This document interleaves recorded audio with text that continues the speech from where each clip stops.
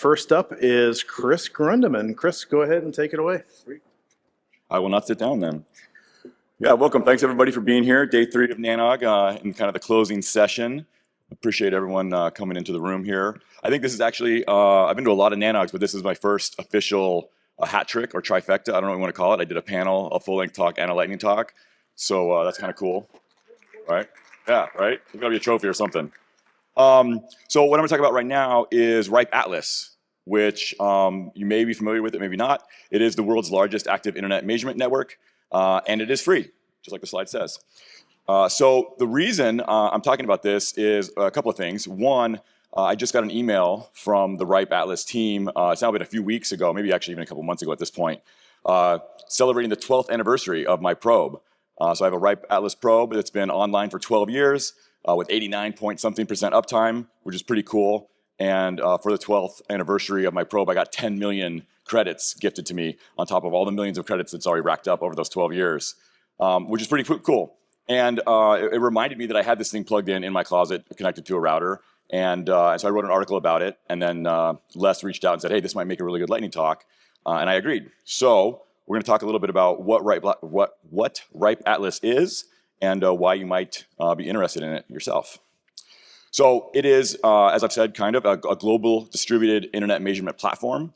There are 12,000 probes globally, roughly. It's not an exact number, and about 800 anchors across the world. It's run by the RIPE NCC, which RIPE NCC, if you're not familiar, is kind of the combination of ARIN and NANOG in Europe. It does active or synthetic measurements of internet connectivity around the world, and all of the data is publicly available. So this is kind of what 12,000 probes across the globe looks like. This is the map from the RIPE Atlas website.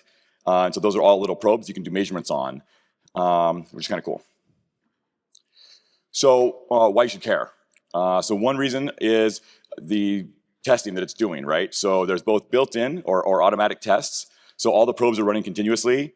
They're doing well-known services, so they test to like DNS root servers, they test to things like Google or Wikipedia, and this is all totally free. And you can go, there's maps on the website, you can go kind of check it out, see what's going on, and it's kind of neat if there's any kind of internet outage or something like that, you can see how it's affecting the world in this kind of really cool global view, which is, like I said, all free. And then it's also been doing this for, I think, 14 years now. So there's all this historical data as well. There's a really cool data set of kind of latency and packet loss and DNS resolution times and things like that over the last decade or so.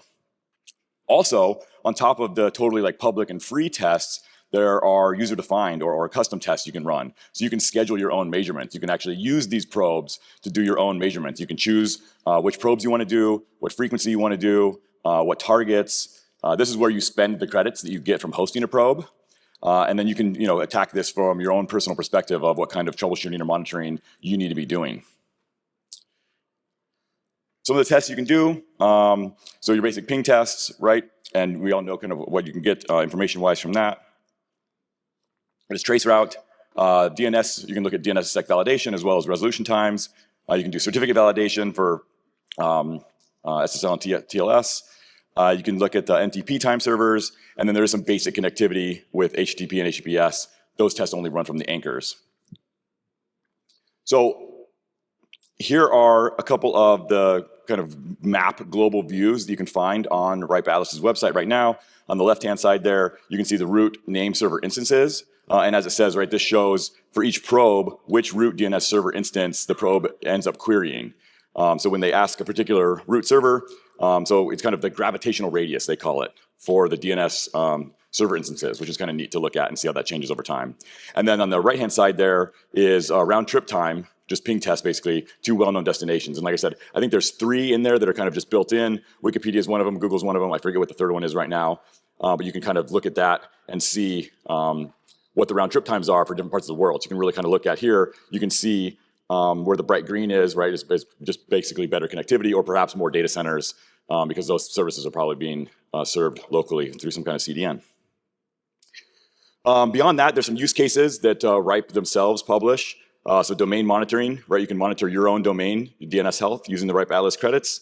There's also path analysis, so you can visualize network routing paths with interactive traceroute analysis. And then there's reachability testing. So you can actually test reachability to your own website or your own data center or whatever it is you're trying to check out from anywhere in the world, basically, which is pretty cool. So I think this is kind of really answering the question of why you should care. If you're dealing with these kind of things, right, if you're getting reports of intermittent connectivity, you can set up some tests and run and see what's actually going on and see that, is there a problem on the network? Which network is the problem on? Is it localized? Is it regionalized? Where does that go? And if you want to do something like changing DNS providers, you can test ahead of time what those resolution times are and kind of pick the best one. If you're evaluating a new CDN or a transit provider, again, you can actually do tests from specific ASs to other ASs or to specific destinations and see what's going on, again, across the internet and see what that connectivity is going to look like. Tracking down routing problems, dealing with a network incident, all of these things can be dealt with in pretty interesting ways. And again, you're spending credits that you get from hosting the probes. There is an API available. There's a REST API to be able to run actually set up the tests you want. And there's also a streaming API to be able to get the results back, which is pretty slick. There's some Python packages and stuff. So that QR code gets to the API documents, and you can kind of see what's possible and what's available there. So you can use this programmatically, basically, not just on the web. So I've mentioned credits a few times. There is this kind of economy of credits. So the way that this works is you're basically volunteering a little bit of bandwidth and a little bit of power to host a probe, assuming you're running a hardware probe. You earn 15 credits per minute, unless you're running an anchor. Anchors are a little bit different. They're bigger, beefier boxes that need to go into a data center, and those earn 10 times more credits, which is kind of cool. So those that rack up really fast. So you can host this at home. You can also put this in your data center in one of your POPs, something like that. And the cool thing also, I may be jumping ahead a little bit, but the anchors are actually really neat because if you put an anchor in your POP, you get access to all of the tests that are being run against that anchor. So you're basically just getting like this free testing to your location from all over the world all the time, which is pretty neat. You can do hardware probes. It's like a little tiny little box you just plug in. It runs off of a USB power, and you just plug it into your home router or network. There's also software probes that you can host if you want to do that. You can spin up a VM and run a software probe on a server you already have going, that kind of thing, which is pretty neat. So that 15 credits per minute adds up to 21,600 credits per day if it's up all the time. To put that in context, if you had 1 million credits, you could run tests from 50 different probes, pinging every 5 minutes for 3 weeks, right? Or doing domain monitoring for 50 probes per hour for over 10 days. So again, especially if you're running an anchor, you can actually do a lot of testing as these credits start to rack up. Definitely after a couple months of hosting a probe, you have enough credits to start playing around and doing some neat things. Obviously, the more probes you have, or the more probes you're using, the more frequent you're running the tests, the more credits you use up. So there are some things it cannot do, right? So it's really good for this outside-in perspective where you can see your network from the internet. Again, there's 12,000 global locations you're testing from. You can do anycast validation to see kind of which POP you're hitting from where. DNS infrastructure monitoring is really cool. As I said, there's this 15 years of data, and it's totally free. However, these probes are volunteer driven, so at any time, anyone could unplug one. So there's no SLAs here, right? It's not real time. We're talking about kind of minutes, not necessarily seconds. There isn't any complex HTTP transaction testing being done. It is pretty simple. Again, kind of ping, traceroute, DNS resolution time, the things I talked about. There's no alerting system. Although, of course, I guess you probably could rig one up if you wanted to with the API and pulling data out, but built in, there's no alerting system. And then, I don't know if this is a downside or not, but the credit system, it can be a little weird to wrap your head around at first, right? Because you can't actually do any of tests on your own until you've gotten credits, and the only way to get credits is to host probes, which is, of course, the whole point. That's why there's 12,000 of these out there, because that's how you get the credits to run the tests. But it is kind of it's interesting, right? You can't just pay to test. You have to host a probe. So if you look at this, I think one of the questions Les asked when he saw my article and said that this might be kind of enhancing the talk here is looking at how this compares with commercial platforms. And I do think, right, there are a number of commercial platforms out there that do synthetic testing. You have to pay for them, obviously, but they do give you operational depth. There's way more advanced features. You're getting SLAs, you're getting support, you're getting real-time alerting. And so I think that actually they complement each other really well, though. I think that it's not that if you're running Ripe Atlas probes and using the Ripe Atlas system for active measurement, that you're going to be able to not use something like Kentic Synthetics or somebody else who's doing these synthetic testings that you're actually paying for inside your network. But I do think they work together really, really well. You can use the Ripe Atlas to validate the commercial findings. You can use the commercial stuff for day-to-day operations, and then Ripe Atlas will extend beyond what you have visibility into on your own network, of course. So here's kind of again another way to look at this. If you need real-time alerting, if you need SLAs, if it's mission critical, if you need really complex synthetic transactions, or if you need to be able to integrate with your enterprise monitoring stack, or you need professional services to stand it all up, obviously a commercial platform is going to help you. But Ripe Atlas does a lot of things, like academic and policy research is great. This outside-in perspective, I think, is invaluable and something you really can't get almost anywhere else. Budget constraints, right, or no budget at all, Ripe's the way to go. Which again goes back to the researching aspect of this, where you can do this basically for free if you're hosting a probe.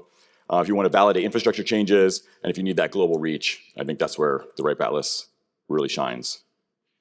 So what are you waiting for? You can do this. It's pretty easy. There is atlas.ripe.net, which is where you go to kind of figure this out. There's documentation up there as well. You can also check out my blog post if you want to see it from that perspective. But basically, you can go online, sign up for a Ripe account, apply for a probe or an anchor, and away you go. On the software probes, there is a company called Turris that makes a little router, and this was developed by CZ.NIC out of the Czech Republic. And they actually have a little kind of home router that has a Ripe Atlas software probe built into it. I think it'd be cool if more folks did that kind of thing in open source software packages for like WRT or things like that, where you just kind of, in your router, click a button, and then you have a Ripe Atlas probe running. You just need to register it with Ripe. So that's another easy way to do this. And that's it. Thank you. Do we have any questions from the audience for either presentation? Hey, Alistair Strachan, Ripe NCC. Just thanks for doing my job. Also, I will say, if you, for any reason, I'm going to do a shameless plug here. If for any reason you are unable to host a probe or anchor, you can also financially sponsor the data and measurements, starting from 5,000, and you get a whole load of credits. You get to sponsor probes. You get the credits from those probes. So yeah, if you need it, come find me. Thank you. Okay, great. Thank you. Any additional questions from the audience? Nimrod, no remote. Okay, thank you very much. Thank you, gentlemen.